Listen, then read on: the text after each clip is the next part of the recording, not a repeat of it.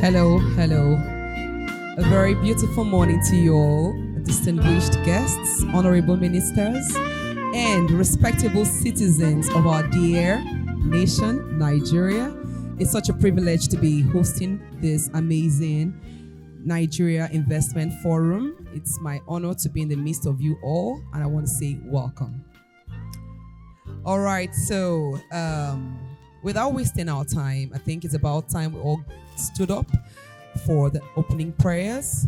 And to do that, I'd like to warmly welcome on stage Padre Alfred Omoleye to take the opening prayers. Please, a round of applause for him as he steps up. Father, you're welcome. It's an honor to have you.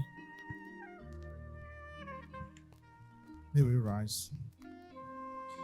In the name of the Father, and of the Son, and of the Holy Spirit. Heavenly Father, you are the source of all wisdom and every good thing. We thank you for this forum. We thank you for wonderful initiative.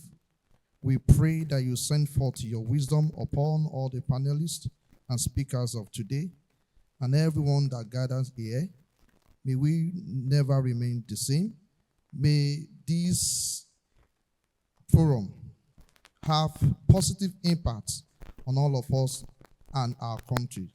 We make our prayer through Christ our Lord. In the name of the Father, and of the Son, and of the Holy Spirit.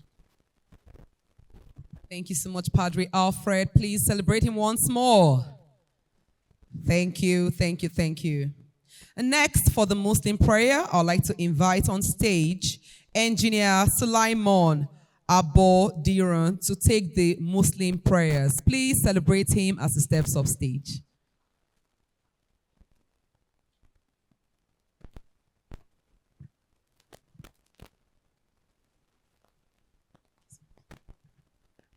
We thank Almighty Allah for bringing all of us here today. We thank him for the organizer of this program. We pray that Almighty Allah should continue to be with them. We pray for all the participants and those who are going to play a key role in this program, that Almighty Allah should give us wisdom and guide us aright. A'udhu billahi minash shaitanir rajim. Bismillahir rahmanir rahim. Alhamdulillahi rabbil alamin. Ar-rahmanir rahim. Maliki yawmiddin. Iyyaka na'budu wa iyyaka nasta'in. Ihdina siratal mustaqim. Siratal ladina an'amta alayhim. Ghayril maghdubi alayhim waladdallin. Amen. In the name of Allah, the beneficent and the merciful, all praises and adoration are due to Almighty Allah, the beneficent and the merciful. Is the Lord of the day of judgment. We seek for his guidance to his right way, the right of the people that you bestow your favor, not on those whom your anger is, and those who has gone astray. Subhana rabbika rabbil izzati amma yasifun. Wassalamu ala mursalin walhamdulillahi rabbil alamin. Thank you, thank you. Thank you so much, sir. All right. Now we will rise for the national anthem. DJ, I hope you are ready. May we all rise in honor of our great nation as we take the national anthem. And I hope we are all conversant with the lyrics of the new one now, because I'll be watching. Nigeria, we hail thee, our own dear native land. Though tribe and tongue may differ, in brotherhood we stand. Nigerians old and proud to serve our sovereign motherland. Our flag shall be a symbol that truth and justice reign.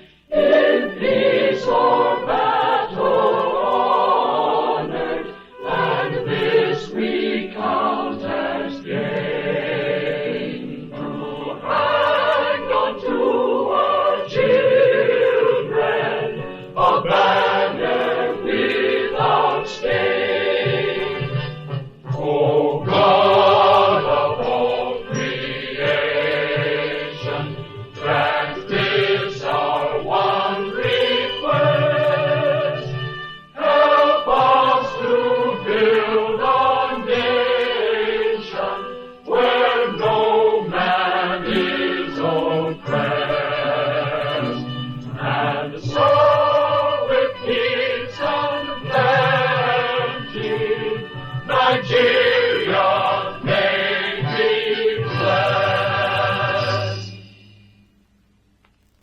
The pledge. Pledge to Nigeria, our country, to be faithful, loyal, and honest, to serve Nigeria with all our strength, spend her unity, and uphold her honor and glory. And so help us, God. Please celebrate yourselves for being great citizens of Nigeria. All right. Now, to formally welcome you all to this August occasion, I would like to invite upstage the managing partner of Hallbridge Solicitors, the brain box behind this event. Please make welcome on stage, Mr. Anthony Nwajiugo. Let's make it resounding. Yes, it's an honor to be here with sir, serving you. Distinguished guests, esteemed investors, honored speakers, and fellow Nigerians, good morning to you all. I welcome you to the Nigerian Investment Forum with a mix of hope and determination.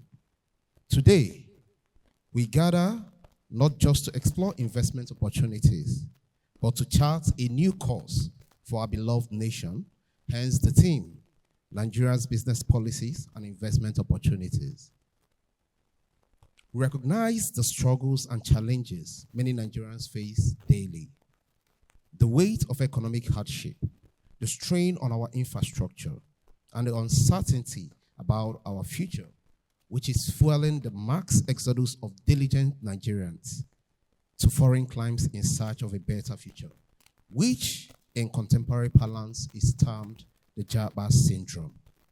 But beyond this, we also see the resilience, the Nigerian spirit, the unwavering optimism that defines us as a people. Nigeria, with a population of over 200 million people, stands out as the greatest market in the sub-Saharan Africa. And with the right investment drive, coupled with positive business environments, Nigeria stands a chance of toppling world economies in no mean time. This forum is more than just a conference. It's a call to action, a call to rebuild, to restore, to reunite, and to revitalize our economy.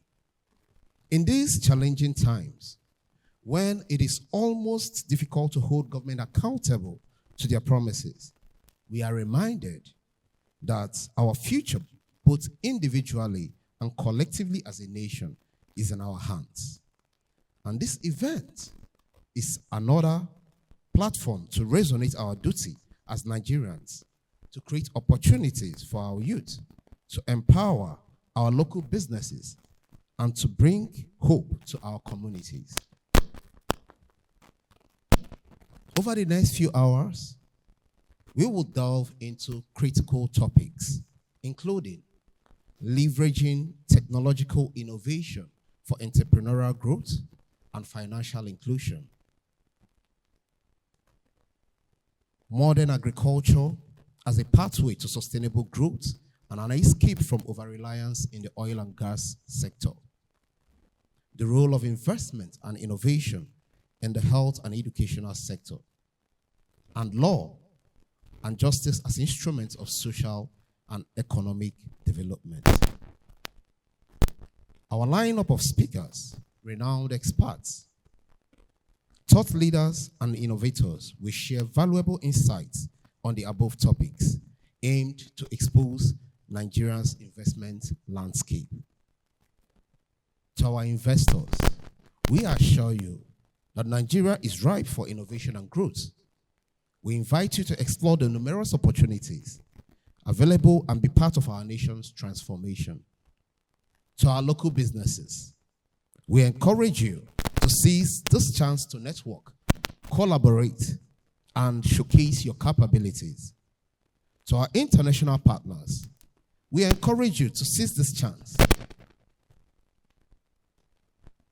To our international partners, we look forward to strengthening existing relationships and forging new ones. Throughout this forum, we will explore investment opportunities, discuss policy reforms, showcase successful business models, and facilitate meaningful connections. We are grateful for the support of our sponsors, partners, and stakeholders. Your contribution have made this event possible. As we begin this journey together, let's remember that our collective success is tied to the prosperity of our nation. Let's work together to unlock Nigeria's potential and create a brighter economic future for all. Thank you all for joining us for this epic event. Let the conversation begin.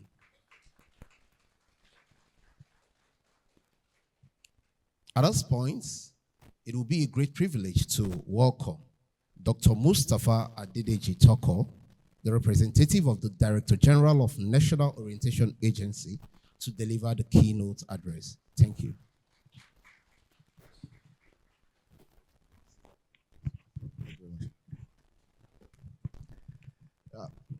Let me say good morning to everybody.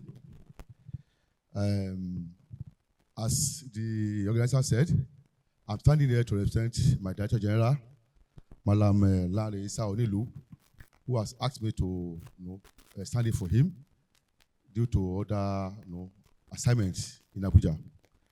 So he has asked me to deliver a keynote address, or speech rather, on the role of National Orientation Agency in mitigating the negative effects of Japa syndrome in Nigeria.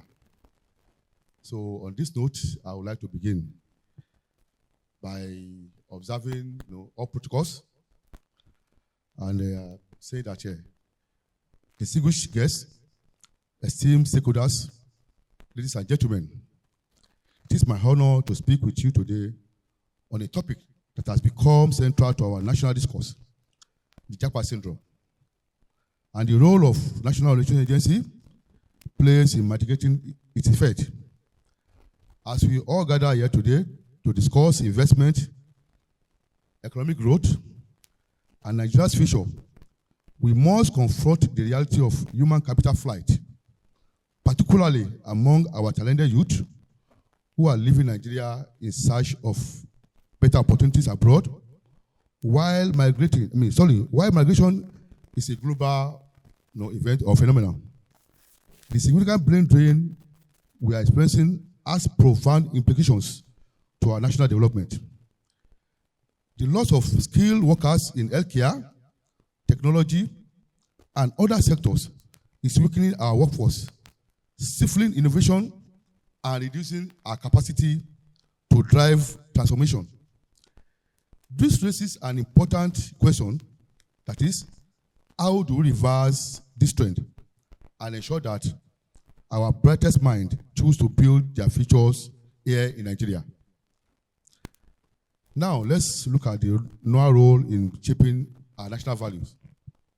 At NOA, our mandate is to shape the national mindset towards pride, unity, and sustainable development. Central to this mission is our national value charter. That is a social contract between the government and the people of Nigeria. This charter forms the ethical foundation of Nigeria as it guides our collective behavior and national aspirations, reminding us all of our stake in the country's future. The National Value Charter aligns closely with Mr. President's Renew Hope agenda. The two components of the charter, expressed through the 747 mantra, outlines the reciprocal commitments of the country leadership and citizens. Our focus at NOA is to ensure that Nigerians, especially the youth, understand that they don't need to leave the country to succeed. Instead, we aim to promote innovation, hard work, and collective effort as part to success. By building a strong sense of national identity and fostering patriotism, we remind Nigerians that staying to contribute to Nigeria's progress is key to building a better future for all. As a cornerstone of this effort is the National Identity Project, soon to be unveiled by President Tinubu. This project is about far more than issuing identity number. It is about creating a strong sense of what it means to Nigeria, like the American dream. We need to foster a vision of success that is uniquely Nigeria. This project is crucial for the youth who make up a significant portion of our population.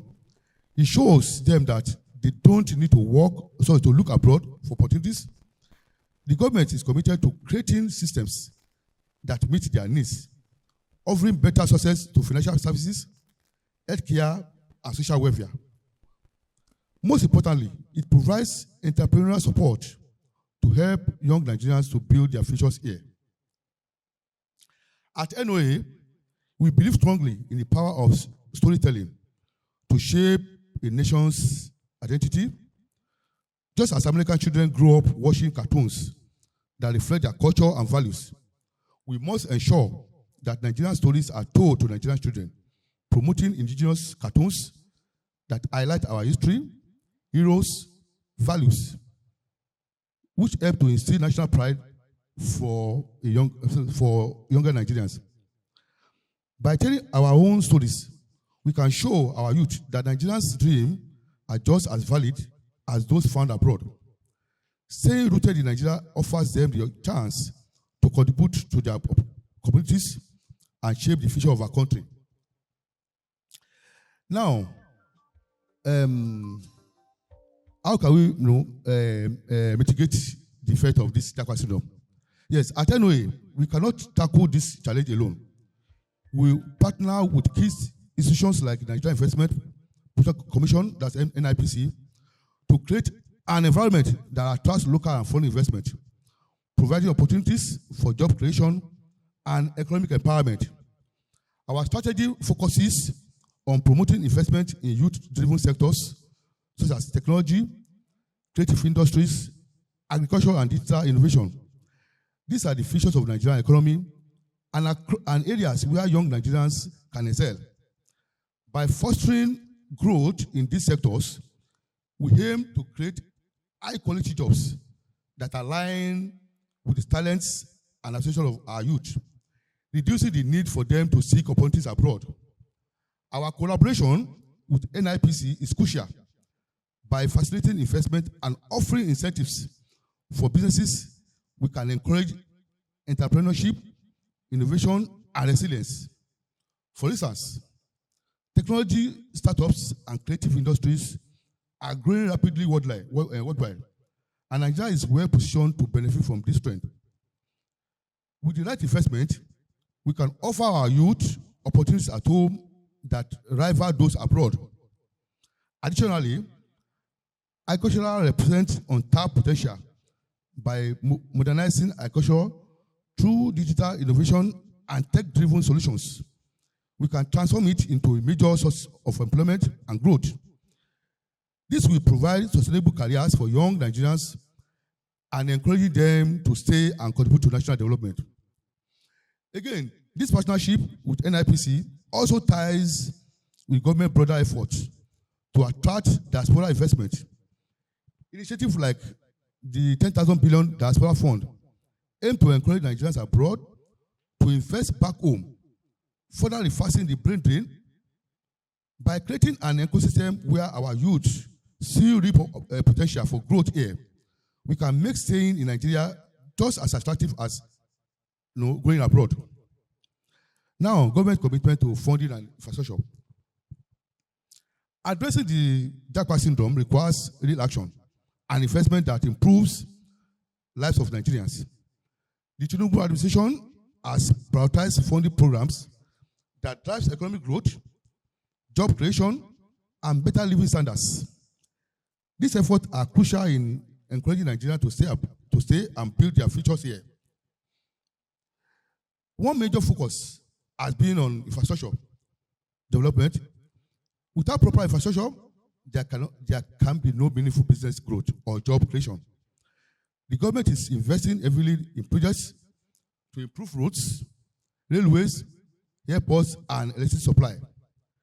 These efforts are designed to attract foreign investors while giving Nigerians the confidence that their country is progressing. Security is equally important. Many Nigerians seek stability abroad because they feel unsafe at home. The government is committed to enhancing internal security through increased investment in the military, police, and other security agencies. A safer environment will certainly encourage people to stay and make country more attractive to investors. Education, building the future. Education is a key area of focus. The government is building more schools, improving curriculums, providing better teacher training to ensure that Nigerian students receive a world-class education at home. A notable initiative is the Nigerian Education Loan Fund, that's the NIF fund, which provides zero-interest student loans.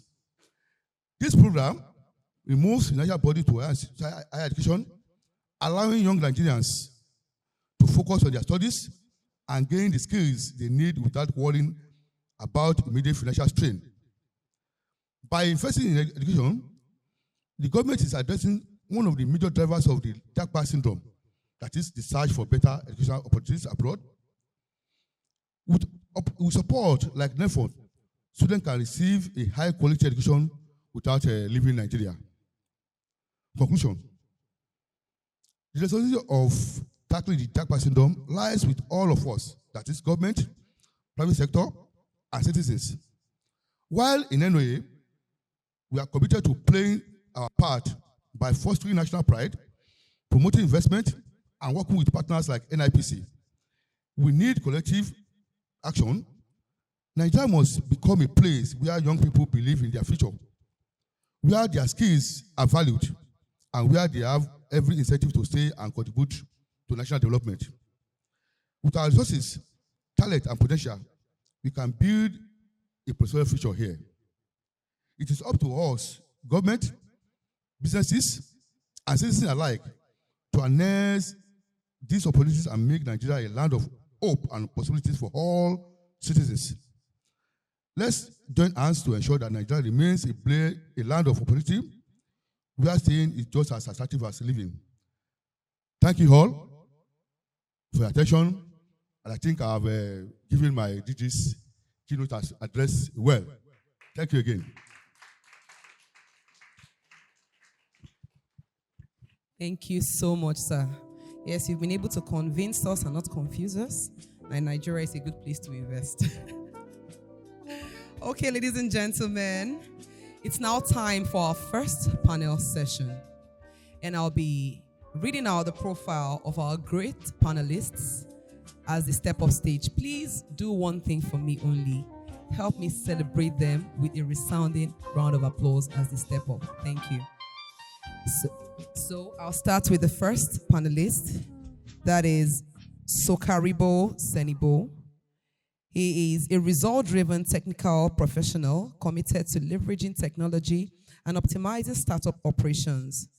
As a seasoned startup advisor, he helps entrepreneurs turn their ideas into startups, assisting existing startups in building systems, and guides individuals in investing in startups. Throughout his career in various capacities, he has extensive experience leading, training, and mentoring individuals in innovations, design, thinking, and other essential technical skills.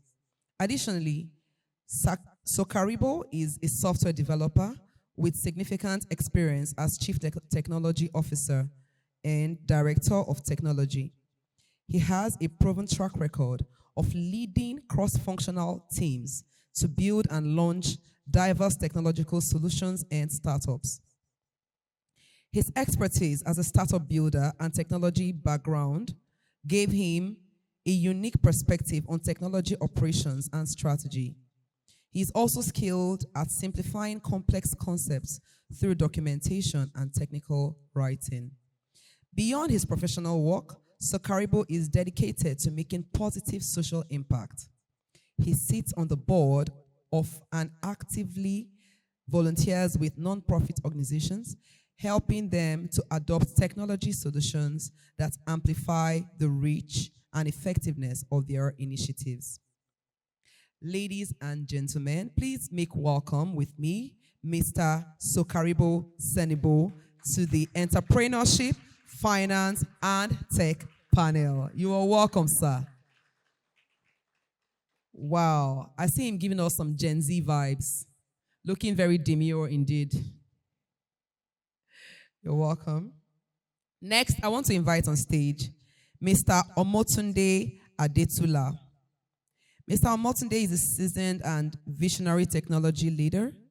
He specializes in developing and executing strategic technology roadmaps that align with organizational goals, driving operational efficiency, and enhancing platform securities through the adaptation of cutting-edge technologies. His extensive experience spans various industries, including finance, insurance, telecommunications, government, education, logistics, health, travel, and hospitality. Throughout his career, he has successfully built and led large multicultural technology teams across global locations, focusing on design, developing, and deploying high-impact applications. His expertise has been pivotal in enhancing and delivering state-of-the-art software platforms.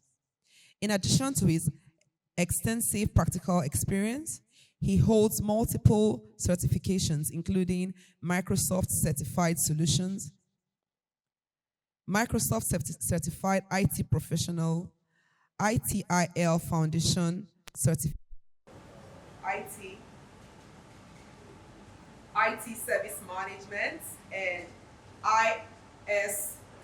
ISTQB, BCS Certified Tester Foundation level. Please, ladies and gentlemen, join me as we make welcome on stage Mr. Omotunde Adetula to the Entrepreneurship, Finance, and Tech panel. It's an honor to have you in our midst, sir. You're very welcome.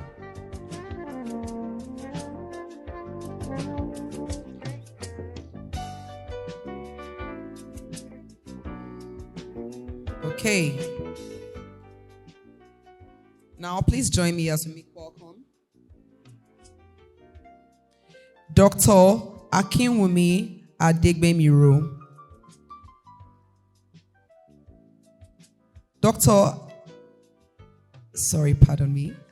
Ayokumi is a strategic leader with track record of success in finance and technology in the Nigerian ecosystem. He is the founder and CEO of Liberta Leasing, a women-owned, led, and impact-focused financial service company. Dr. Ayo's journey in finance services began in 2011, where she rose from a customer service representative to becoming the co-founder and chief operating officer of a financial service company within 3 years. Her leadership led to the rapid growth of the startup, turning it into a national operating business with assets under management exceeding $2.5 million. Dr. Ayo's passion for technology and innovation led her work as a country director of Loan Cyrus ATB Tech Soft Solution, where she developed a keen interest in technology and its application in business. The interest culminated in founding the Liberta Leasing in 2020 with a focus on prompting fintech solutions like NIRA, an exciting risk management algorithm that facilitates economic inclusion in African consumers and businesses.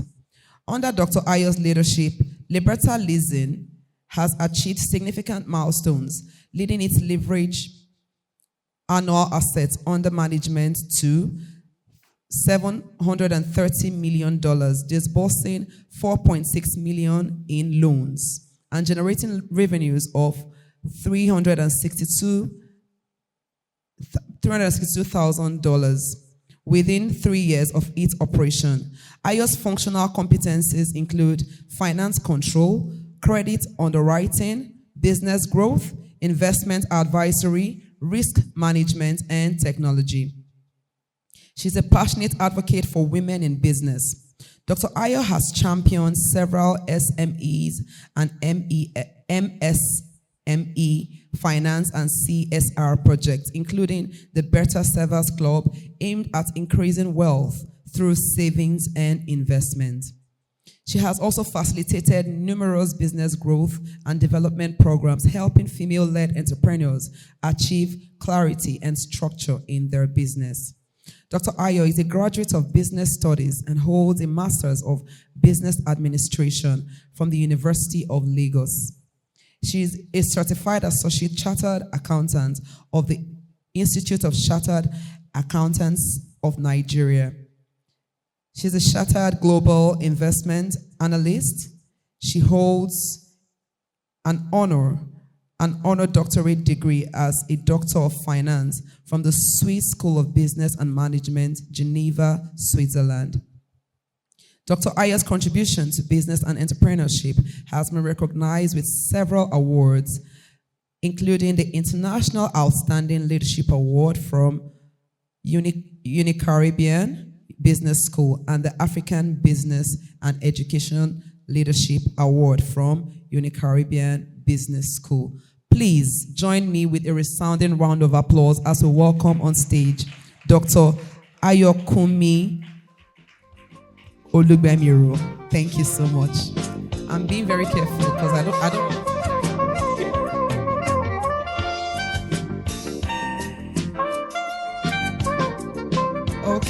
Okay, we're making progress. And we're about to invite off stage now our last but not the least panelist for this session.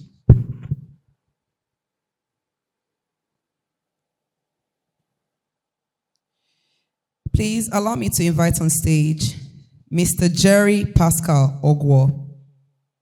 He is the managing director of P1 Extra Property Investment Limited, one of the latest affiliates of Property World Africa Network, popularly known as P1 Group, a young and vibrant business development professional. Ogwo graduated in mathematics from Abia State University. He, however, ventured into real estate business on the platform of the P1 Group in 2020, where his outstanding leadership skills, relationship building, marketing, fecundity, tactum, communication, and software awareness set him apart as a real estate expert and consultant. Before joining the P1 Group, Ogwo had worked variously in oil and gas, banking, agriculture, education, and real estate sectors. For 11 years, he demonstrated outstanding business acumen and achieved record-setting profits as business expansion pedigree in minimum and large businesses. An analytical developer, Ogwo's contribution to Ajipat Farm in setting up the firm's green farm was legendary. And that led to Ajipat singling him out to manage other special projects, including research assignment, presentation, and project documentation for marketing and communications and business development initiatives. Among his trailblazing achievements in the OPay initiative, which he created while working with Paycom Opera Company, he later developed the now viral OPay transaction initiative, which enables people to transact business using OPay QR, and POS machines. This means Ogwo quadrupled monthly in transactions while serving in Opera Company. He joined the P1 Group 3 years ago, where his primary assignment was to recruit and train real estate network marketers at Awoyaya Center in Ibejuleki, Lagos. Due to his sterling performance, Ogwo became the operation manager of P1 Max, where he was instrumental in mapping out business strategies that enabled the company to record very significant leaps in monthly figures. Thus, he was later promoted to become the pioneer Managing Director, P1 Extra. Ambassador Jerry Ogwo is presently an ambassador in both the Nigerian Youth Council and West African Council. Please, ladies and gentlemen, with a resounding round of applause, make welcome on stage Ambassador Jerry Ogwo to the panel.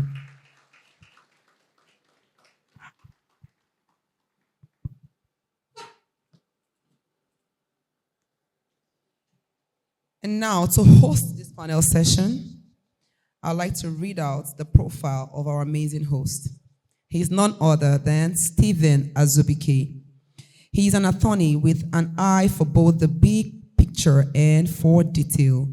Stephen helps clients finally navigate seen and unforeseen risks in today's legal, business, and regulatory environment. With his legal expertise in interdisciplinary approach to problems, Stephen approaches issues with rare insight, professionalism, and missionary zeal. Stephen is a lawyer with expertise in commercial dispute resolution and technology law practice. He's also a mediator, certified by the Lagos Multi-Door Court House. He has successfully argued cases from the High Court to various jurisdictions in the appellate courts and on behalf of financial institutions, other corporate bodies, multinationals, and government agencies. He has advised a number of both established and startup tech companies. Stephen is the author of Stephen Legal Digest, a top-rated legal digest in Nigeria, published by Unilag Press. Apart from his incisive analysis of case law and trending legal issues, he frequently posts on his personal blog, stephenlegal.ng. He has published in the University of Benin Journal, The Guardian, The Nation, This Day, The Cable, ProShare, among others. Stephen is a multiple award-winning lawyer. He holds the National Bar Association Service Award, This Day Legal Personality of the Week, University of Lagos Distinguished Alumnus Award by the Law Students Society, Nigeria Merit Scholarship Award, among others. He served as a member of the Continuing Professional Development Committee of Nigerian Bar Association. Stephen is also a member of the Business Recovery and Insolvency Practitioners Association of Nigeria and stakeholders in Blockchain Association of Nigeria. Stephen is a graduate of the University of Benin as well as the University of Lagos. In addition, Stephen has several professional certifications from the University of Chicago, BRIPAN, NDP Academy, amongst others. Please, ladies and gentlemen, join me, welcome on stage the host for this panel session, Mr. Stephen Azubike. You're welcome, sir.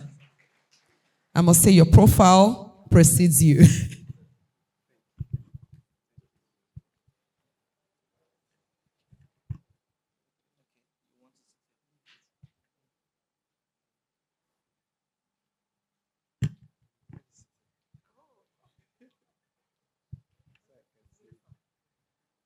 Good morning, ladies and gentlemen. Please permit me to sit on existing protocol. Time is no longer so much of our friend this morning. I'm extremely excited to be here, and I also have the privilege of having to put a few questions across to our eminent personalities who are seated as our panelists to drive conversation around the topic, how we leverage technological innovation in driving entrepreneurial opportunities and also discussing issues around financial inclusion. So I would like to start by, of course, we've listened to their profiles being read, so The introductions are well done, and I think we can take it up right away.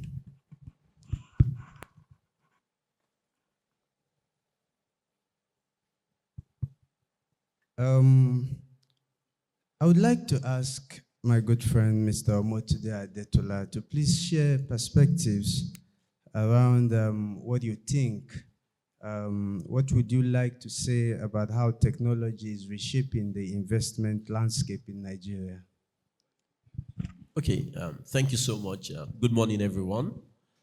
It's a pleasure to be here, and I'm delighted to be one of the panelists here. So, for me, how has technology shaped the investment landscape in Nigeria? Sincerely, if you look at hardly any sector in Nigeria now that technology has not or is playing a critical factor in how things are advancing in that particular sector. Look at insurance, you look at finance, you look at education, you look at properties, oil and gas, every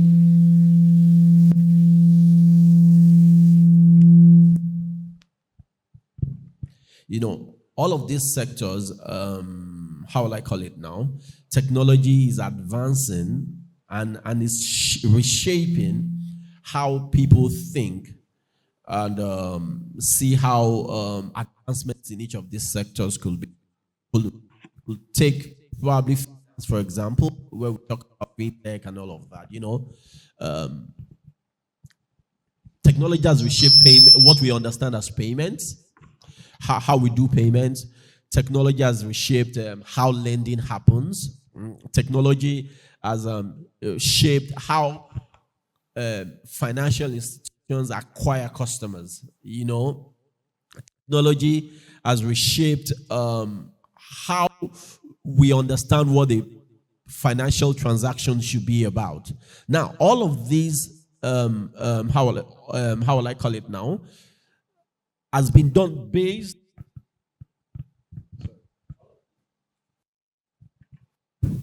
these are achieved because there's been advancement in technology, which has made all of these a lot more easier, a lot more transactional.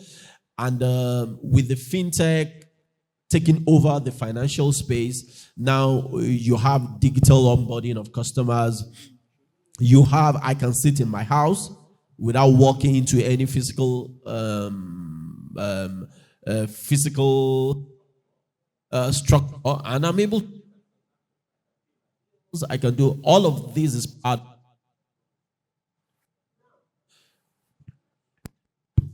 Now, in terms of financial inclusion, now it's easier to say all of this when you're looking at perspective when you are in the big cities like maybe Lagos, Abuja. But how has technology also taken this to the next level? The rural areas in the country. Okay. For me, personally, technology has reshaped all of these things. And for almost every single sector, technology has had significant advancement in it. It's now easier for people to be able to do the things they want to do. Thank you. Sorry, can I add something to that as well? Yeah. Okay, so amazing points that you have raised. So also when it comes to, first of all, good day everyone. Good to see all your beautiful and handsome faces. Yeah. So when it comes to investment and the role of technology there and how it has played with respect to it, one key thing that I always like to point out is the fact that it has increased the level of access to investment. Okay, so with the increase in adoption of technology, there is now more access to investment opportunities. Okay, and I'll use this point. So I was invited to give a guest lecture at the Federal University. And in the course of the lecture, there was a question on the viability of cryptocurrency and Web3 projects. And while that conversation was going on, it caused the laughter. And I was like, what's the laughter? And somebody was like, the truth is, If not for cryptocurrencies and Web3, it doesn't know how he would have been able to survive as a student. And a lot of the students as well agreed with him. Okay, and that has been made possible through technology. So we now have investors and investment at various levels and in different forms. Okay, so that's pretty much it. So thank you. Thank you so much, Sokaribo. Yeah, and also thank you, Mr. Motunde. I was going to cut Mr. Motunde short a little bit when he was delving into what technology is doing, even in the aspect of the rural areas.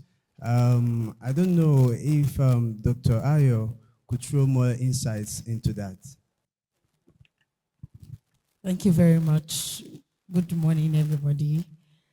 Okay, so basically, while he was talking, he said technology has really impacted and it has brought about accessibility, it has brought about efficiency. Technology has also brought about, it has at our fingertip right in front of us on your mobile app, you can do a lot of banking stuff, online banking. You can actually also dial some kind of code, and it's called the USSD code, and you can move money from a particular place to another. We also have digital wallets and stuff like that. But this really happened from the in the urban area most likely. So one thing we see that in the rural area, and it's not technology has not really gone deep there, because probably at some point in time there's no solid phones, there's no maybe they don't have access to internet, which is a very strong challenge we have in ensuring financial inclusion and technology penetrating into these areas. So we have that challenge where there's no internet, we have low access to internet. It's a problem. Even in my office that is located at Ikeja, we still usually have issues with internet, and we've changed several internet vendors up to 3 times, different vendor, trying different vendor. Now looking at the rural area. So for me, what I would say is I've seen that challenge as internet as a big factor where is actually limiting the use of technology. So what can we do actually to ensure that these rural areas can also be financially included and technology can actually get to them, which can foster investment? We can look like developing applications whereby it does not require internet, where you can, there are applications where you don't need to sync online and you can carry out some basic transactions. We can also look at also having developed mobile phones that are user-friendly and does not need internet for them to maybe do some financial transaction. And with this, they can be financially included. They can be able to do financial transactions. We can also have big banks.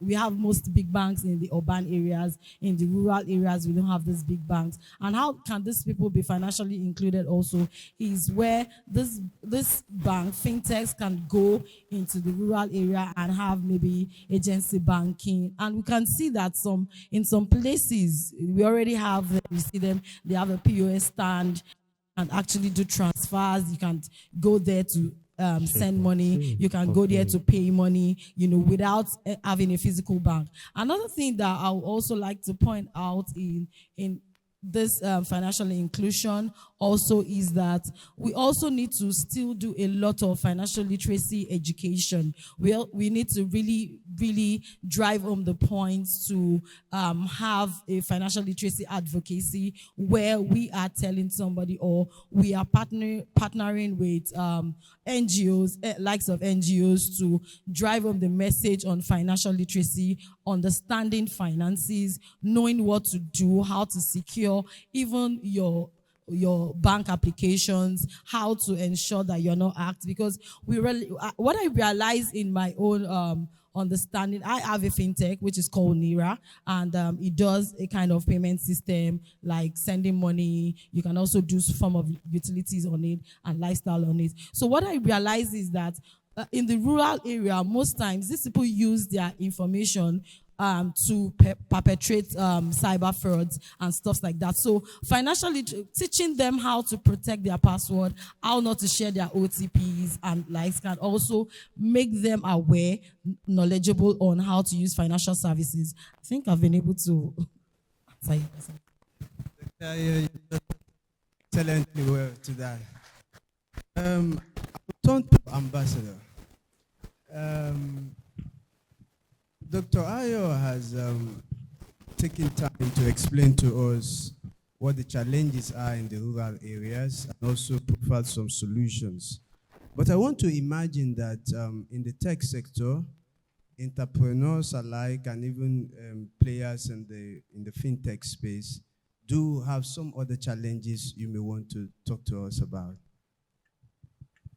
Sorry, come again, please. Sorry? Come again, I didn't hear. Yes, I said you want to talk to us about some of the challenges that entrepreneurs and players in the fintech space face. Okay, good day, everyone. So the most, the challenge that we face in the rural area most times is literacy. Because most times we in the real estate sector, we actually go there to do business, maybe train people in terms of marketing and the rest of them all. And then something like you can go to the website and you can get all the information you need. Most of them don't even have Android phones.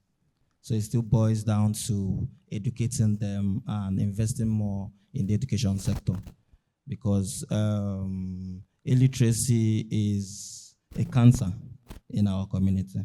Because there are little things that we can do, just like the people down there. Let's say you want to transfer money to someone, and they can't even do the transfer, even using the USD codes or even the bank apps. They don't even know how to do that. So this is a major challenge. Thank you. But what about in the big cities now? We leave the rural areas by the side. Okay. So now we are even facing that challenge even in Lagos. So I'll talk from the real estate perspective. So I have about, say 100,000 marketers in my group and above. And you see that it's only 10% of these people that can actually access the websites to get information on properties, that can even post listings in Gigi and the whole property websites and all that. So you also notice that even these people are not even educated enough to actually implement or evolve into the 21st century where business is going, or the 21st century entrepreneur. So it's a very big challenge. And that is why even in the finance industry, we also record a great number of fraud, because you can, all these things like send me that code that's just in your phone now, just send me that code. Yeah, it happens a lot of time because we educate them through WhatsApp group. We can set up like maybe 10 WhatsApp groups where we can educate up to 2,000 people, 200 per group and all that. And then suddenly when one group is affected, you notice that they keep calling people, and next thing you keep hearing issues about scam and all that. So even in Lagos here, it's also a problem. And I believe we need to do more to inform people about that. Okay, you want to say something? Okay. All right, Dr. Ayo, please. Okay, so for the urban area, one key and major issue we have is cyber fraud. And this is something that it's very, very big and is eating deep into our system. And this cyber fraud is in different cadre, and I will explain it because of the experience I have. So I'll give you a story of what happened to me. 2 weeks ago, I was getting unsolicited OTP on my I use First Bank. I also use Nira, which is my app.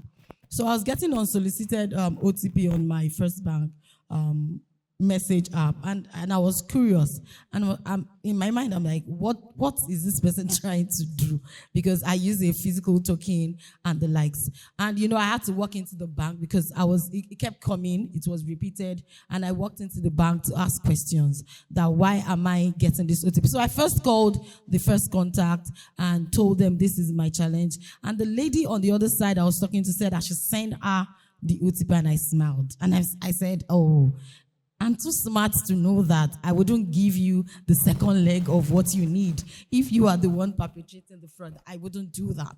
I wouldn't even give you the OTP. So I think even while in the urban area, because cyber fraud has eaten deep into the system, and probably maybe because of the challenges we're going, the economic downturn we're going through in Nigeria, a lot of people are looking for the easy way. Now, I'll speak to my app, back to my app. Now, I've given you one example. The other example was when I started NIRA, I realized that, so NIRA also gives out petty loans on the app. So I did a survey. Basically, I test run giving some few people based on our own algorithm a kind of loan. And what I realized is that, a lot of people take loan on those apps because they were given that information that this is a new app that just came in town. You can go there and take money and don't pay. So it's also like very, very strong in our community doing the wrong thing. Another thing that I faced while developing that app is, when you build an application and you launch into the market, you wouldn't even know some loopholes that you have after doing a lot of extensive testing. And I'm sharing this today for you to understand, because it's not only even the fintech, it's not only the big banks too, they face it. So I just realized that money was going out of the bank account. How was that possible? I could not fathom out.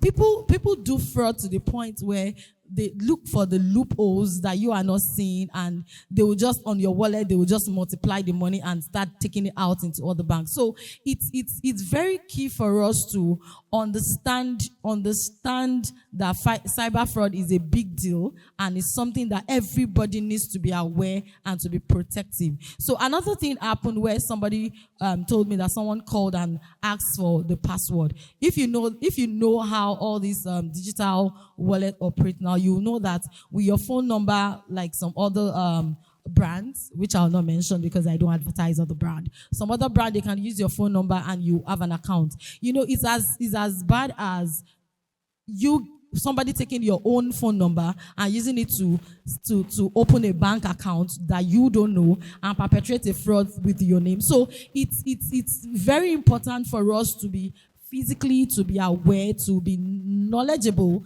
on what cyber fraud is saying, and protect yourself in every means. Don't say you trust this person, I'm giving this person my ATM to withdraw for you. It's as little as that. Your PAN number, your CCV number can be used to perpetrate fraud online. Don't share your OTPs, don't share your password. You have to be extra careful so that you don't be a victim. That's Thank you so much. Thank you so much, Dr.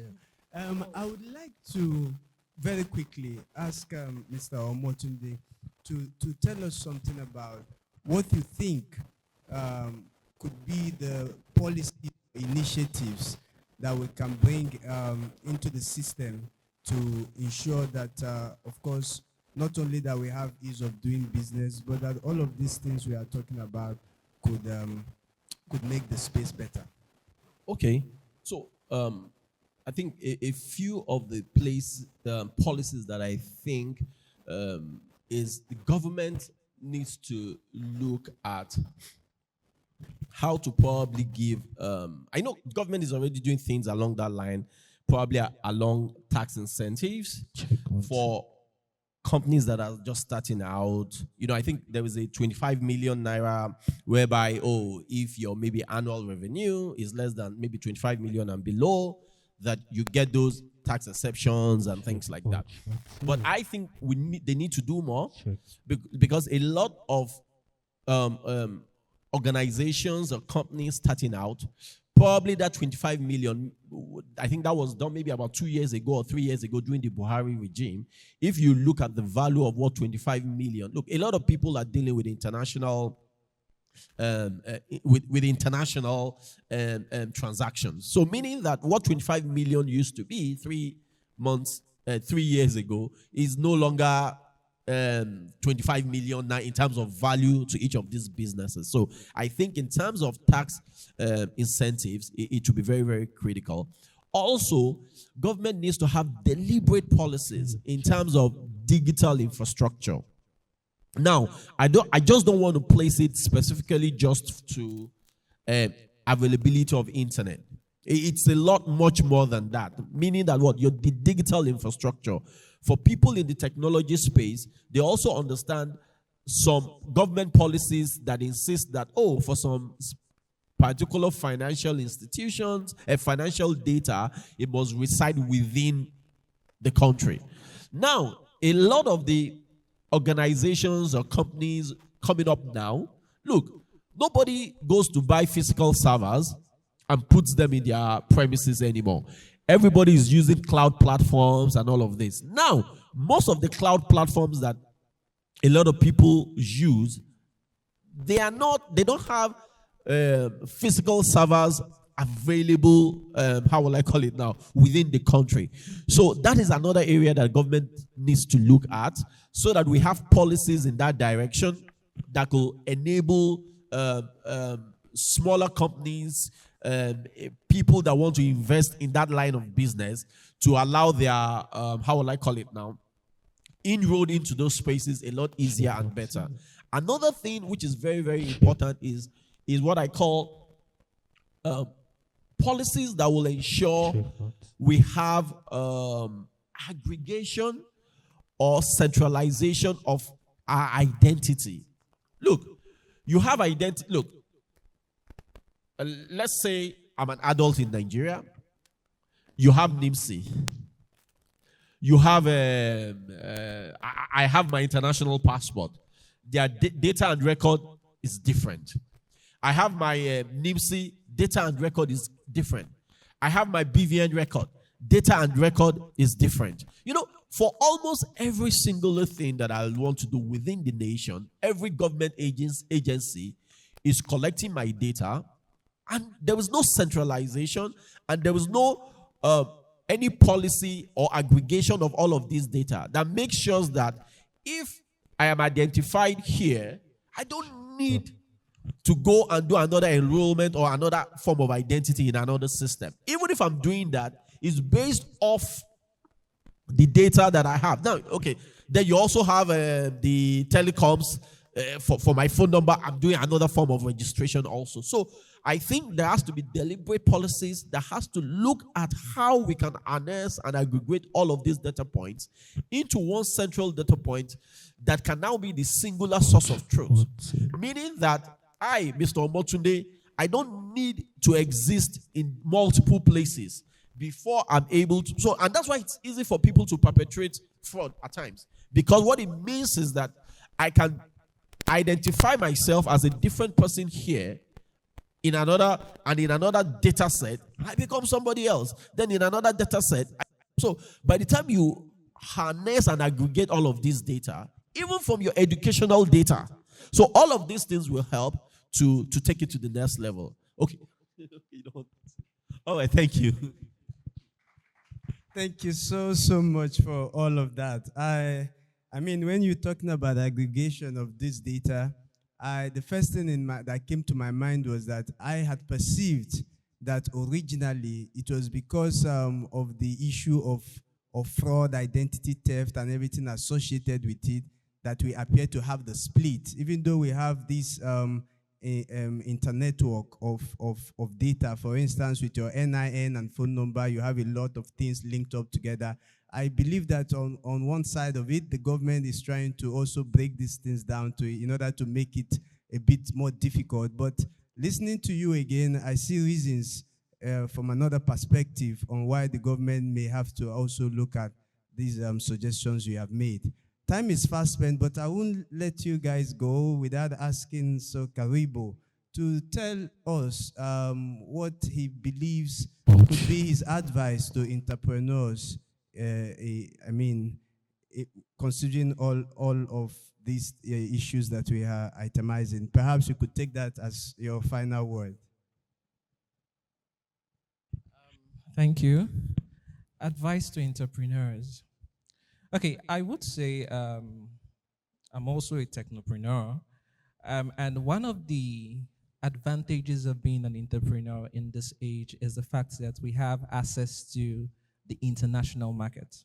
So I can stay from the comfort of my home and do business across the globe. Okay, so for entrepreneurs out there, it is important that we take advantage of this opportunity for us to be able to transact globally. Okay, that is one advice I would give to entrepreneurs.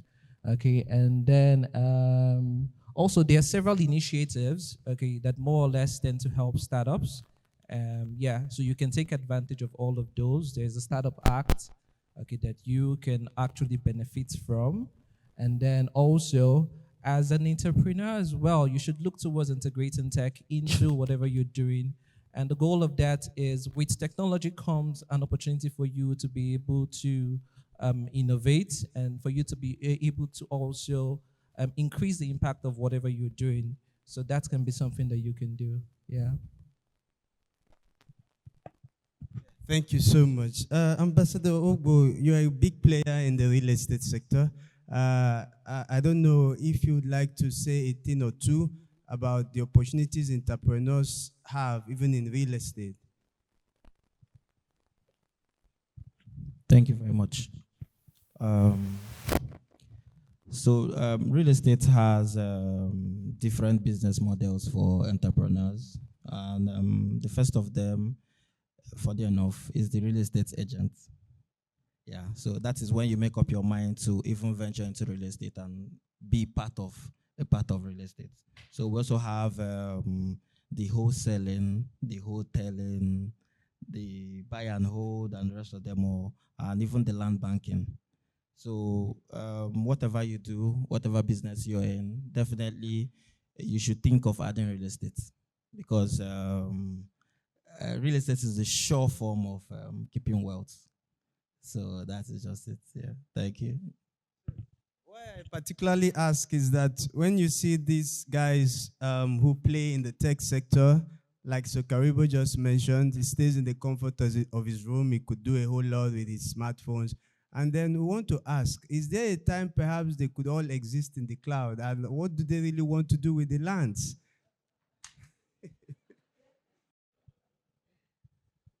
Okay, so I just asked my good friend, where are you coming from this morning? From a land. From a land. So definitely, land is the sure bet. In order to save time, perhaps, I know we've listened a lot to Dr. Ayo, but she may want to say in 30 seconds some final words on all of this we've discussed. Thank you very much. So my final words to entrepreneurs, and for me, and this is what I will really say, content is the new oil. Please be visible. Position yourself as an entrepreneur to ensure that your business is visible and can be seen so that you can also be global. It's very important. Anything you do, we have left the era of saying that, oh, I want to be humble in business. Please go all out. Put your business on your head. Do everything about your business. Be visible. Put out content. It's the new oil. Please have a content creator also in your business. Thank you. Thank you, my wonderful audience. It wouldn't be fair to have me ask all the questions. I don't know if the organizers will permit a question or two just to, also show part of the inclusion we are talking about. Please, okay, please. Good morning. Thank you, everyone. Okay, I became interested in the area of tax for small businesses. And you talked about that the government can actually do more for entrepreneurs when it comes to tax. When you said that, it actually caught my attention because apart from, paying of tax and all the liabilities that are surrounding tax, I think young businesses doesn't even really know their rights or what has to be done, what they have to do, their roles in tax paying and possibly VAT remittance. Why do I say this? Because I'm a young business person. And when I started, I didn't know that there was a lot of things surrounding, I register a business, then I go to FIRS, I want to, announce my business and all that. But after like some months, I started getting mails that I have to pay. Is it some kind of things like that? And I didn't understand it. Till now, there are still some things surrounding FIRS, tax payment, VAT remittance that I'm still ignorant about. Even though, along asking questions, I was advised to get an auditor and all that. But even when you go to auditors, their figures can be so amazing that you start wondering. So one of those days I have to okay, let me get into the FIRS and ask questions by myself. And the first person I met, what she said just discouraged me. I was like, why starting a business if I am to pay tax of so amount? Because she just told me that, you've been like a year or so. In fact, you are standing here is like over 1 million. I say over 1 million. How much have I made from this business that I have to pay over 1 million? I disappeared and I never showed up. And so eventually when I got there and they were talking about it, I was like, why don't you people educate us? FIRS, let there be seminars like this where you enlighten us how we can make things easy. So if they are talking about helping, there are some of them that are not even monetary issue, but becoming aware of what you are venturing into. So if this can be communicated to FIRS, that they should get young business, to understand what is surrounding the thing, tax payment, because the first time I actually thought that I will not be paying tax or anything, but still possibly after some years. So if that can be done, it will help young businesses. Thank you so much. Please.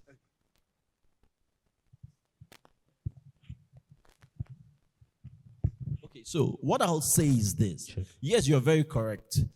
In the sense that a lot of us are not aware of what your rights are.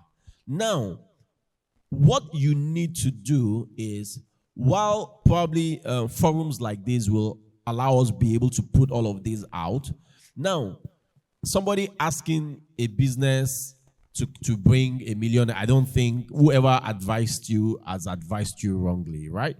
Now, what you also need to do at times is that, look, like I tell young entrepreneurs or people coming into this, look, you must seek for information also. And you see, your phone that is in your hands, all of these things, apart from going on TikTok, Facebook, and all these other social platforms, look, you have that in front of you also, to type and ask Google or ChatGPT and a lot of all these platforms, a lot of questions that, look, sometimes the question and information, the answers and information that will come to you from these platforms, you will be amazed. Now, yes, the government can do better. So what I'm saying is, for whatever business or for whatever thing you want to do, please go online and do proper research about it. What I know is that a lot of times, you see, a lot of people go into businesses without trying to understand. Look, it's one thing for you to say, oh, I want to go into this business. But do you also understand the regulatory frameworks that guides and principles that guides that sector, that line of business that you want to go? It's like somebody wanting to go into food and you are not putting NAFDAC into cognizance as you are doing all of your planning. So what I will advise you sincerely is go online. By the time you even go online and ask for tax probably platforms or forums that are ready. You'll be amazed options that will come to you. And some of these people, some of these available options, it could just be you, how will I call it now, making a phone call, and they could have symposium, forums, and things whereby all these things happen. But a lot of times, those are not the things we look for when we are online. So by the time you do a little bit of that, that is one. Then two, also understand that there are a lot of these things that are documentation. So why you need to have your tax documentation is that, look, for your business, there are 1 million and other things you want to do. That as you are, there are some companies, if you don't even have your tax record, you can't even do business with them. So it's important for you, especially when you have a future thinking, that all of these things, how will I call it now, are important for you as a business, and you put them into cognizance as you are thinking this good idea that you have. You must also think as part of the planning at the initial stage. What are the regulatory frameworks or things that I need to abide by to be able to operate in that sector, in Thank you that line of business. Thank you so much, Mr. Omotunde. Let me give you just one expo. There are a number of law firms who play within the area of your business interest, who may even, as part of a wonderful initiative, give some legal support services to young startups, and you have some conversations around this to ensure that we close the gaps of anything like ignorance in the system, because like he said, these are regulatory frameworks and they have to be complied with. All right. I don't know how much. Okay. Please. Sorry, can I just add one thing? Okay, to that before you carry my work and go outside. Okay, so when it comes to if you don't want to go and search for the information, that is why you have consultants like me. Okay, so part of my services is I do an idea to validation roadmap, which basically you have an idea and I show you exactly all of the things you need for you to turn that idea into an MVP. Okay, so if you're out there and you know the information are too much, you don't know really what to search for and you don't know what you need, you can just go to my landing page and you'll see it's idea to validation roadmap, and I basically help you do all of those. Thank you. We have another person. Please, can we have his question?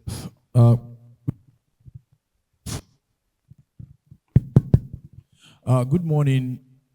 Momo Raimi is my name. I want to say a very big thank you to Hallbridge Solicitors for organizing this investment forum.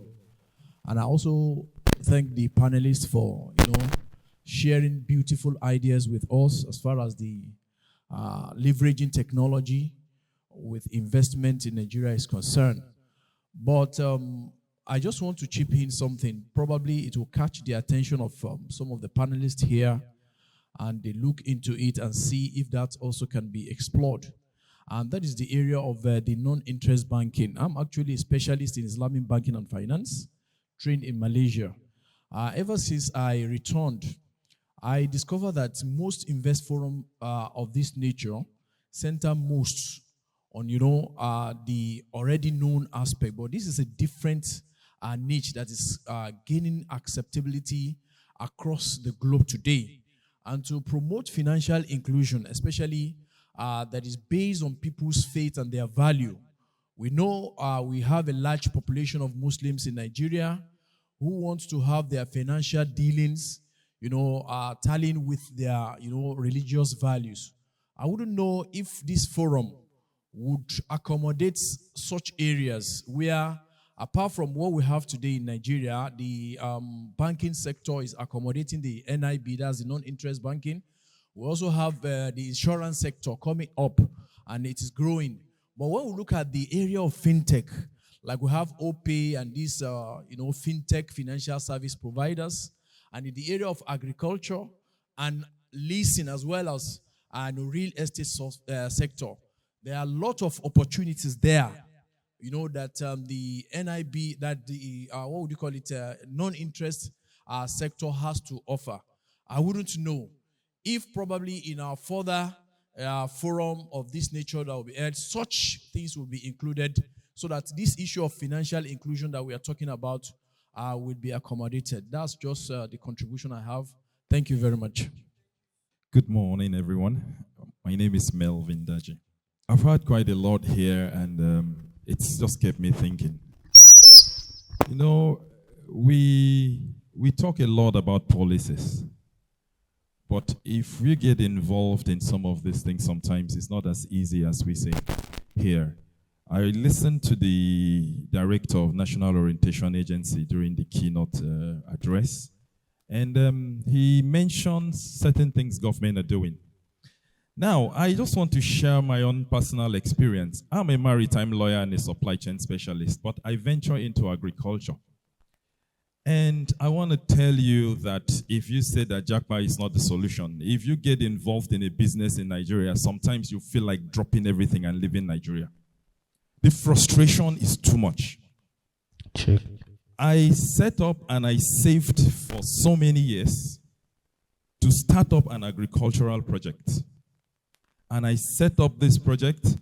I have under me so many people that I pay salaries. I set up a zero waste agricultural initiative. And we do this, we have crop production, we also have animal production.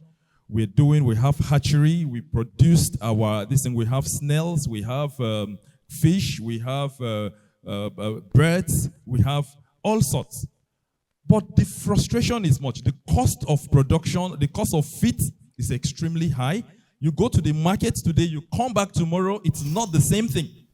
Now, you get these things, and at the end of the day, you are selling it at almost a loss. We've been doing this. I have approached Bank of Agriculture several times. Officials of Bank of Agriculture have come around, they've held us. Oh, wow, well done, you guys have done well. To access facility is, in fact, it's easier for a camel to pass through the eye of a needle than to get a facility. It's been so difficult. Then government is after you, tax. Hey, you have not paid this, you have not paid that. Nobody is encouraging you to do these things. The encouragement is extremely poor. At some point in time, I feel, is it really worth it? Is it really worth it? Starting a business, being an entrepreneur in Nigeria. Is it really worth it? Now, I'm putting this to us. I wish the director is still there. I know he's not there. A lot of grants, they said, are available to farmers, are available to entrepreneurs. I have tried everything possible without getting anyone. I have looked everywhere to see what can be done to encourage this small business, and there's none. But we are here talking about policies and policies and policies. As after here, we'll go, and then nothing is done. I wish somebody is able to take it to the government and to tell them that, look, there are people who are doing a whole lot and need encouragement. How can you do this? For how long I have been there looking for this thing, because we want to set up a feed, what they call it, a feed processing this thing. We have the land, we bought everything, we do these things. But then we need some resources, and we have been processing this facility for only God knows how long. The condition to meet it there, oh my gosh, is something else. So please, how do we get to this level when the government will touch down to the local man at the local level who is really putting in efforts to help him to establish and not to jackpot? Thank you so much. Thank you so much. I don't know, Dr. Ayo. Thank you for that. Your agitation is valid. I'll tell you, even for we business owners, we probably go through the same thing you're going through. But this is what I've been saying probably maybe in the office, and I want to say it here. And I don't know if this message is going to get to the governor or the president or the ministries in charge. What you said about grants not getting to the grassroots is very, very vital. I will tell you that there are a lot of grants actually they bring up, and it doesn't get to the people that really need it. So this is what I said, and I'll say it here now, and this is my own solution. The government, the way they know how to get to us through tax collection, through that means they should go back through that route. They should ensure that they give us grant through that means. That's the honest truth. I pay tax in my business. I started my business in 2020, and I can tell you that last year they wrote to me that they wanted to do audit, and I'm saying, how long have I been in business that you want to start auditing me? It's fine, come. And when they came with a whole lot of bills for me to pay that I didn't even make. So I said, oh, you government, you know. And honestly, this message, Mr. President, Governor of Lagos State, President Tinubu, please, sir, we are telling you, we are begging you. The same way FIRS knows our door, knows our number with TIN, and can identify the volume you are doing in business, to say that this is a tax requested from us. Please, when it comes to grants, let us go through that channel. Because the other channel has not been working. We don't get those monies. We don't see those grants. We don't enjoy those policies that you said you have for entrepreneurs. Please, can you ensure that it goes back through that route to get to us. And I say that if the government can take this singular advice to ensure that they give entrepreneurs grants to tax paying, they will get more people in the tax net. And a lot of people will be paying tax because they know that that's the same way they are going to get grants. And this is how it's done outside the country. They use their social identity number to give them money, to give them grants during COVID. That's how they were able to help them. So all this NIM, all this BVN, all this merging we are doing now, please, let's use it to as a singular source of truth to assess the grassroots and not give it to one governor, local government chairman, that it will not get to us. It is really, really a plead, not an order. Thank you so much, Dr. Ayo. What I take from that is that if the government will use the same means that it uses to access taxpayers to ensure the grants get to us, that is a perfect sense of justice. And in the next session, ladies and gentlemen, we have eminent personalities who will be talking to us about law and justice and how that can be used to drive social and economic development.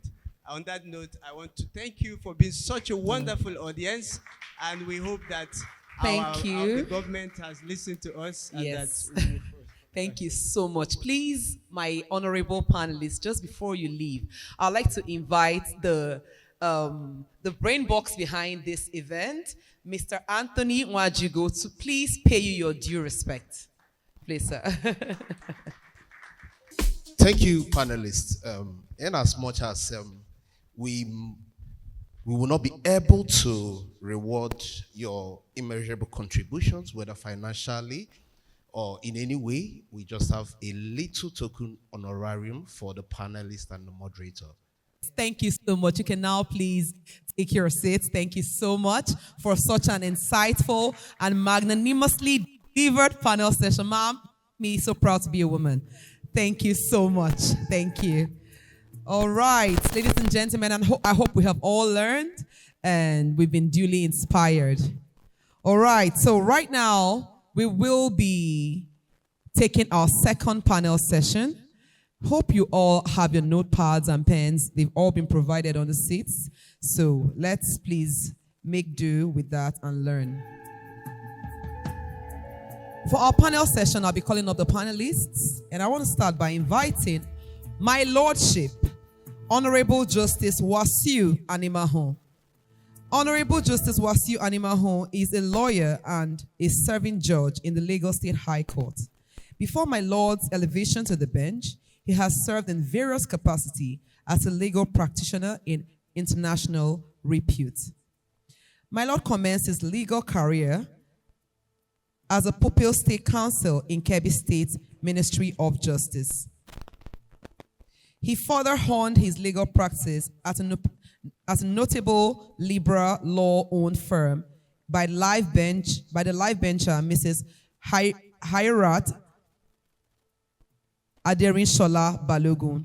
Following my Lord's elevation to the bench as a judge of the Lagos State High Court, he has served as a member of Lagos State Local Government Election Petition Tribunal in 2011.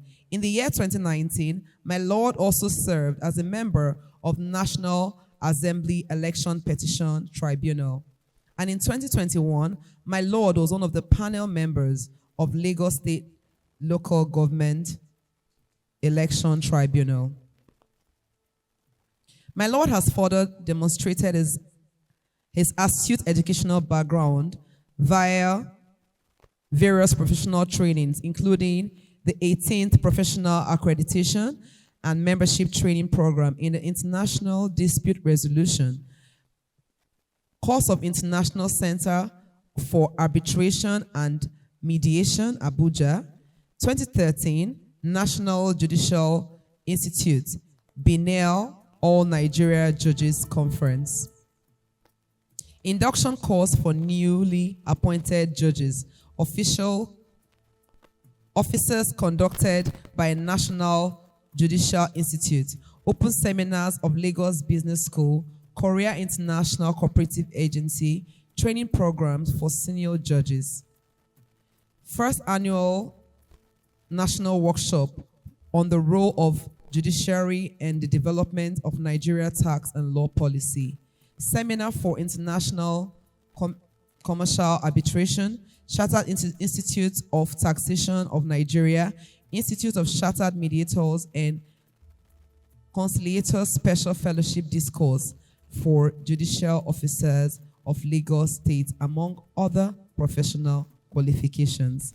Please, ladies and gentlemen, with a resounding round of applause, join me as we make welcome on stage my Lord, Honorable Justice Animahon, to the panel. Wow. My Lord, it's an honor to have you here, sir. You're very welcome.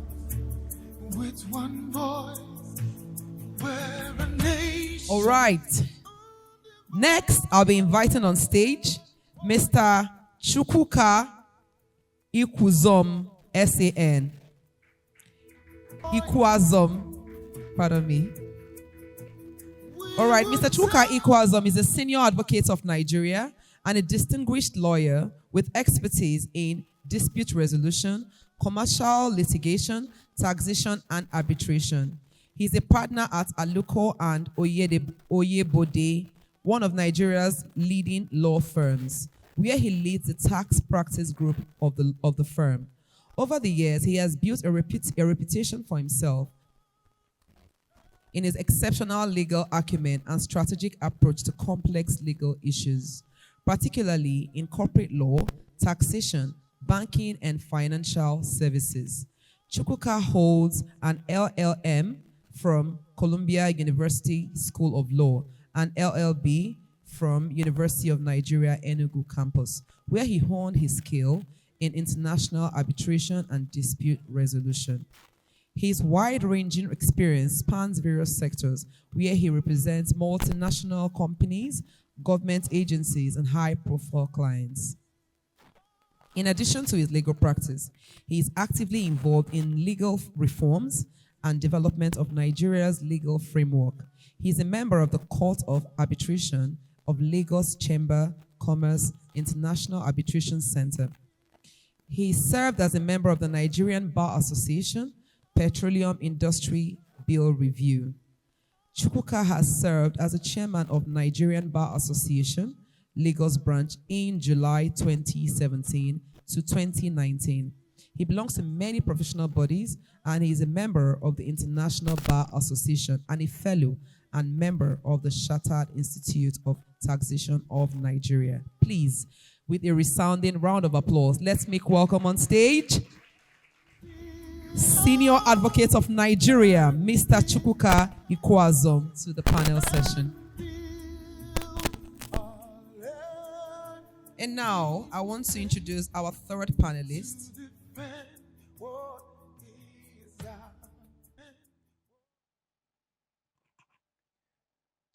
All right. I'd like to introduce to you Dr. Akinola Akintayo.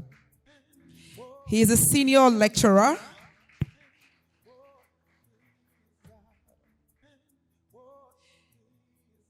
All right.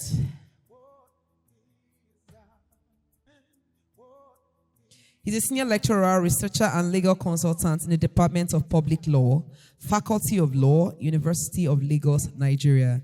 He holds LLB, second class upper degree in the Faculty of Law, University of Lagos, Akoka, Yaba, Lagos. LLM, Human Rights and Democratization, degree from the Center of Human Rights, University of Pretoria. LLD, Public Law from the Department of Public Law, Faculty of Law, University of Pretoria, South Africa, and a BL from the Nigerian Law School, Enugu campus. He has more than a decade experience in the teaching, research, and practice of public law related courses. Dr. Akintayo is widely published and has represented papers at local and international conferences.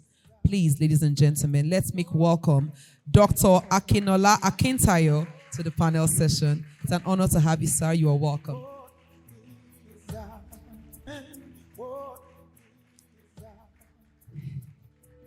And now, allow me to introduce to you Folabi Kuti, SAN.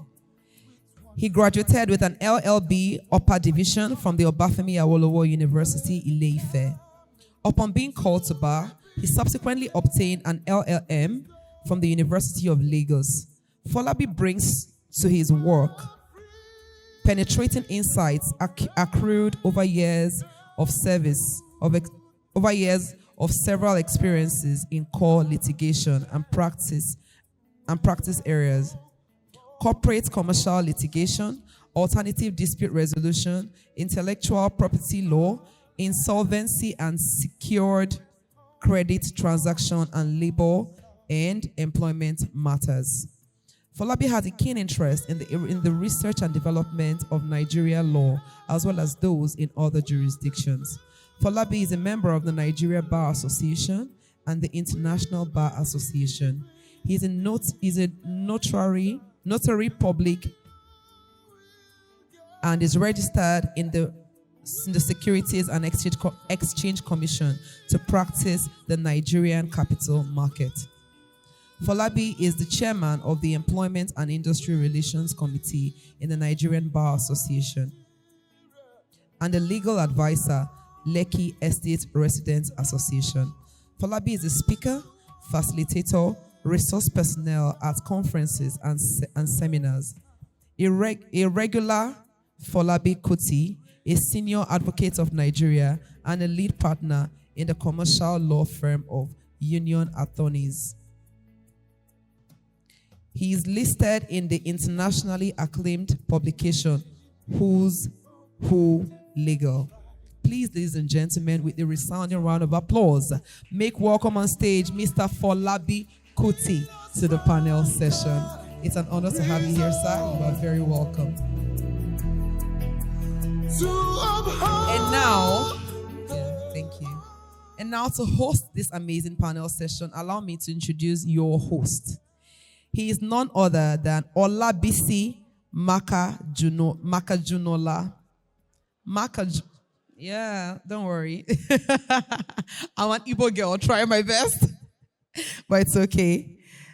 He's a partner at Olaniwun Ajayi LP, the current chairman of the Lagos branch of Nigerian Bar Association, with nearly 20 years of experience. BC has successfully handled significant litigation and arbitrary matters, solidifying his reputation as a leading legal practitioner. BC has lent his practice to several committees, leveraging his legal acumen, relationships, and strategic thinking to contribute to the growth and development of the legal profession. Most notably, BC assumed the role of chairman in the Finance and Fundraising Subcommittee in 2022. Dinner committee meticulously planned by the branch dinner tagged Arabian Nights. His exceptional skills, organizational skills, and commitment to excellence ensured the success of the event, which serves as a vital platform for networking, fostering camaraderie, and supporting the branch's activities. In addition to his committee engagement, BC's global perspective and thirst for knowledge has driven him to seek international experiences. He participated in the International Law of Africa Work Exchange Program, which has seconded in the esteemed London and Paris offices of Herbert Smith Freehills in 2011. This valuable opportunity allowed BC to gain insights from leading international law firms and expand his insights in global context. BC's leadership capacities are well documented, having served as a managing associate of Olaniwun Ajayi and the team lead in the dispute resolution practice. His management skills and strategic vision has consistently delivered exceptional results for clients, both locally and internationally. BC's comprehensive understanding of complex disputes, including those related to corporate shareholding, capital market resolution, commercial contracts, frauds, white-collar crimes, and infrastructure projects has earned him the recognition as a rising star by Legal 500 in April 2022. Next generation partner and a recommended lawyer in Nigeria in the 2023 edition of Legal 500 rankings.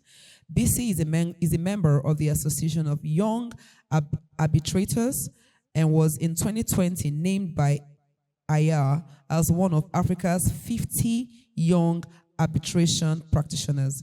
BC is an alumnus of Obafemi Awolowo University and the Lagos Business School. Ladies and gentlemen, please, with a resounding round of applause, make welcome our host. And I've been asked to introduce one more person to the panel. Ladies and gentlemen, it will be a great honor for me to welcome Professor Ngudego Chinwuba personally. She's a professor of comparative law in the Department of Private and Property Law, Faculty of Law, University of Lagos. Her general research interest is in the advancement of human being in nature and interaction in society. Her core research interests are in property law, where she holds a Doctor of Law degree, and all areas of private law. She is an expert in property and trust, succession and administration of estate and tort law. Her interest extends to jurisprudence and legal theory, philosophy of religion, ethics, and aesthetics. Ngudego is a member of the Nigerian Bar Association, Association of Law Teachers, Socio-Legal Scholars Association, British Wittgenstein Association, the North American Nation Society, and the International Association of Jungian Studies. She is an author of books and articles, case reviews, and commentaries in many scholarly journals. Ladies and gentlemen, help me make welcome Professor Ngudego Chinwuba to the stage.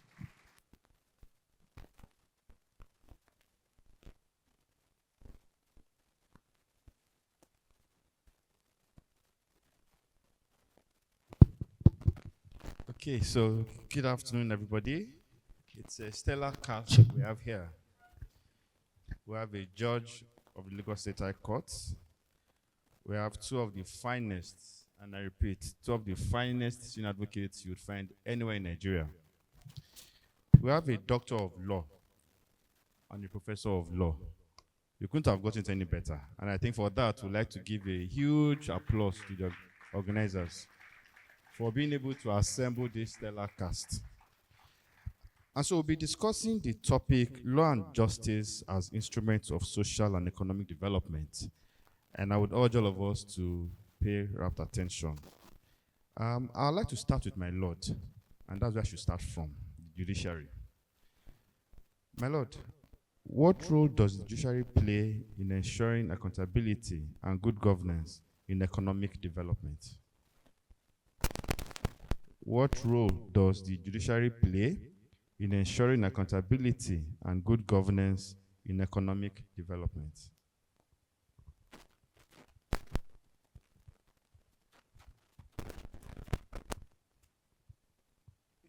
It's working, my Lord.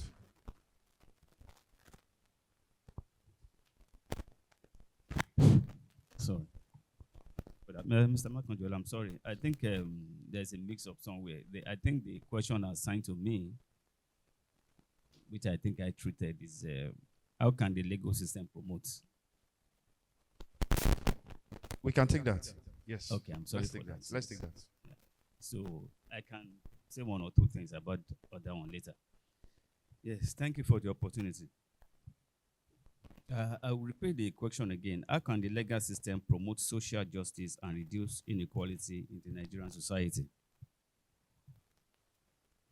I have a short note here. Maybe I'll just run through and then I can explain along the line.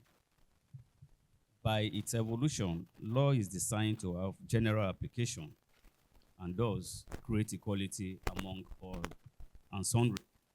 This is why the doctrine of equality before the law. law. I'm sorry that I'm being technical. I started the case here, NNPC and Fawemi with the citation. Also, I said that one of the principles of the rule of law as formulated by Professor Dicey is equality before the law. A law that is specifically targeted at a particular person is called, we call it legislative judgment. Inequality before the law is therefore an aberration arising from preferential treatments, state privileges conferred on people as a result of unequal distribution of resources. Inequality is also the effect of capitalism. By social justice, equal opportunities are expected to be granted to citizens to excel. Resources are expected to be distributed evenly. By social justice, fairness and equity should be the watchword. In my view, this is the hallmark of socialism. Whatever the economic system that is being practiced, the important consideration in law is equal treatment of the citizens. This is an offshoot from the principle that all men are born equal. It is as a result of this that the law abhors discrimination. I cited section 42(1)(a) and B of the Constitution 1999. It's a common provision in the Constitution, is on equal treatment, and then it deals with against discrimination arising from origin, sex, religion, political opinion, and all that. Now, I proceeded to say that I doubt that this part of the Constitution is enforceable when it comes to economic and social rights. Can we truly say that we have equal rights? Now, this is what I say. I say it is doubtful that the above section can be rightly invoked in cases of refusal of the government to provide the required platform needed to actualize the objective of the principle of equal treatment and opportunity required to establish social justice. I say this because despite the egalitarian provisions of section 41(1), 15(2), 16(1)(b), and 17 of the Constitution, the same Constitution makes the objective preserved therein unenforceable. So I proceeded to quote all these sections, section 41(1). Section 41(1) deals with social justice. 15 is also against discrimination. 16 is also against discrimination. 17(1) says the state's social order is founded on the ideals of freedom, equality, and justice. 17(2), in furtherance of the social order, every citizen shall have equality of rights, obligations, and opportunities before the law. The sanctity of human person shall be recognized, and human dignity shall be maintained. Government action shall be humane. And then also D, then we have sub 3. The states shall direct the policy towards ensuring that all citizens without discrimination on any ground whatsoever have the opportunity for securing adequate means of livelihood, as well as equal opportunity to secure suitable employment, conditions of work are just and humane, and that there are equal facilities for leisure and for social, religious, and cultural life. C. Let me skip C. D. There are adequate medical and health facilities for all persons. D. There is equal pay for equal work without discrimination on account of sex or any other ground whatsoever. Yes. Now, it looks beautiful on the face of it, but unfortunately, all those provisions that should ordinarily ensure a good life, equal opportunities for everybody, the rich and the poor, they are deliberately listed under Chapter 2 of the Constitution. And then imagine if you have all those beautiful assurance that you can get this from the government, you can get that. And the same Constitution now proceeded to say they are not enforceable. That is the effect of Section 6, sub C and C of the Constitution. It reads, that's dealing with judicial power of the courts. The judicial powers vested in accordance with the foregoing provision of this section shall not, except as otherwise provided by this Constitution, extend to any issue or question as to whether any act or omission by any authority or person, or as to whether any law or any judicial decision is in conformity with the fundamental objective and directive principle of state policy set out in Chapter 2 of this Constitution. But despite that, there is this realization that government still has obligations to the people. So I cited this decision, Olafisoye versus Federal Republic of Nigeria, the citation that says that by legislative intervention, government can still come to the aid of the less privileged by enacting laws that will safeguard their right and interest. So I now said capitalism and failure of government to provide equal development resulted to uneven development, which transformed to advantage to some people and disadvantage to others. After creating or allowing imbalance to be created in the system, government always turns around to make laws to adjust the inequality. This is done by legislative intervention. This is done by enactment of law that will confer advantages to the less privileged or lessen the burden on them. This accounts for why we once had tenancy and rent control. And then I think most of us should be aware of that law. I think it's for the benefit of the less privileged. We also have price control acts at the federal level and law at the state level. Another legal or legislative intervention is the establishment of community banks. And then Section 1 of that act that establishes the community bank says that's the objective of the bank, promoting rural development through the provision of finance and banking services. B, enhancing the rapid development of productive activities, especially in the rural areas. And C, improving the economic status of small-scale producers, both in the rural and urban areas. Also, I proceeded to say that taxation is another means of readjusting disparity in the society. Tax on luxurious goods should be higher than on common goods. It has thus been realized that law is an instrument to make adjustments to social and economic imbalance in the society that will thus bridge the gap between the poor and the rich. Government should therefore continue to enact laws that will be beneficial to the poor. The point stated above reiterated the description of governments as the mechanism through which the resources of a country is distributed. This is done through legislative allocation. And we know the process. The executive will send a bill, the legislature will approve it, and your fate depends on it. And then again, I think I refer to this issue of the legislators inserting what they call constituency projects, which they feel is that to ameliorate the suffering of people in their constituency. I think it's also part of it. I refer to the creation of Niger Delta Development Commission. There was a reason for it, which I think is part of why we are here.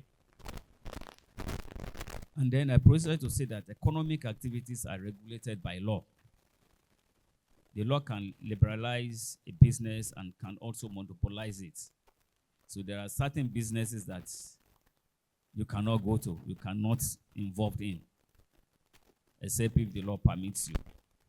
There are some that you have to get a license. There are some that you have to get a permit. So the risk involved in any business will depend on what the law says about it.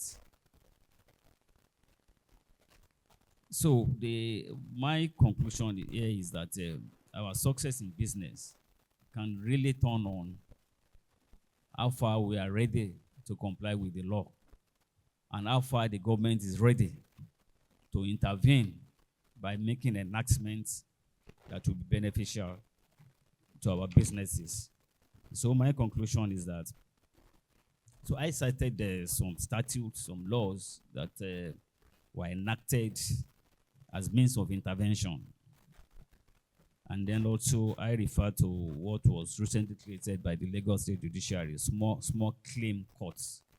Yeah, for small businesses. Somebody, you supply something, somebody is owing you 2 million naira. Can you go to the high court to enforce that? No. They realize that there is a need to have small, it's also a magistrate court, but the procedure is flexible. And I think that by the procedure, you can walk in as a citizen. You don't need to engage a lawyer. So that is a part of the intervention. So my conclusion, therefore, is that regular legal intervention should be adopted to provide succor for the less privileged in all sectors of our country. Thank you. Thank you, my Lord, for the very, very brief exposition on how the legal system promotes social justice and reduces inequality in the Nigerian society. My Lord, you've spoken extensively, and I like how you concluded it.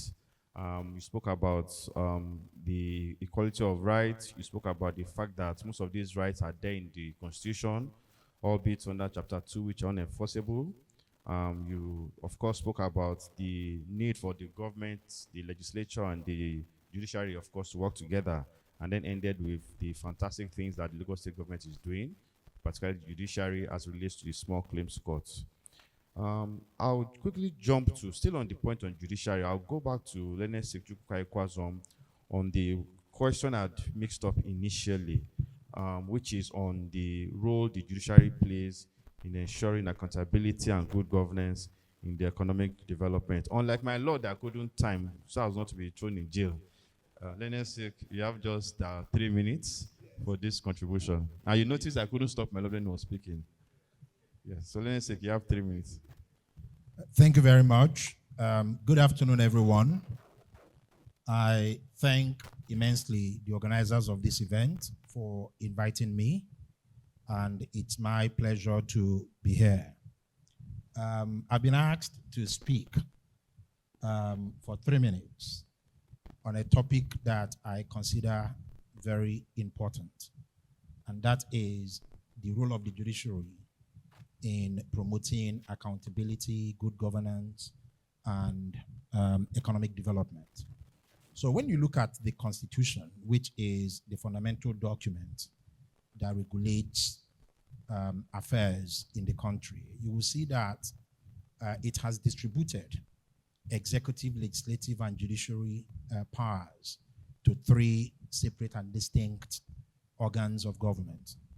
So under Section 6, the power of adjudication is given to the judiciary. So the primary function of the judiciary in Nigeria is to interpret the laws and to apply the laws and to settle disputes.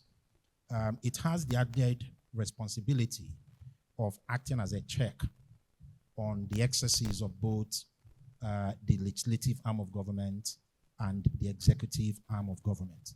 So at the very minimum, if the Nigerian courts, the judiciary, should effectively and efficiently discharge the functions allocated to the judiciary under the Constitution, then good governance, accountability, and economic development will be promoted.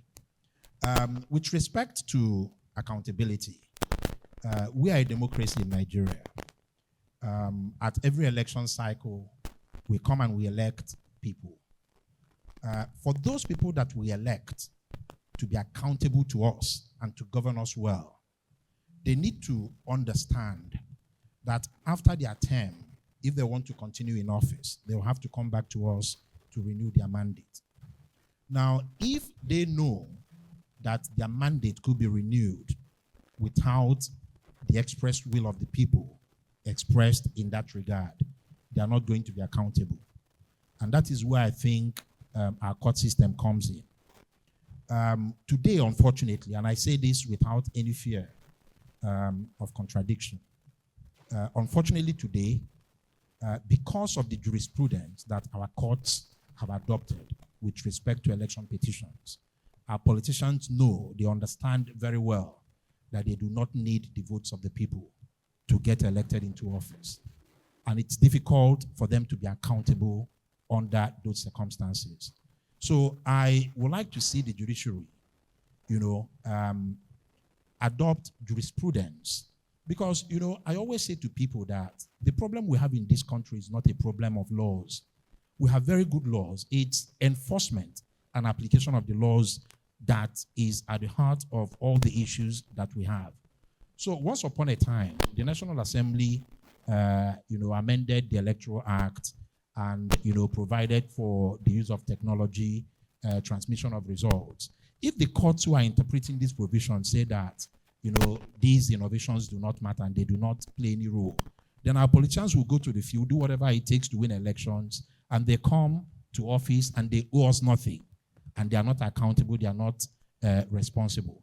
So I think that the starting point in promoting accountability and good governance is for the judiciary to do its work, the work that has been allocated to it by the Constitution, and to do it without any fear or favor, regardless of whose interests are implicated. Now, there's a clear connection between what happens in the justice sector and what happens in business, in the economy, right? Where I sit as a partner in one of Nigeria's largest law firms,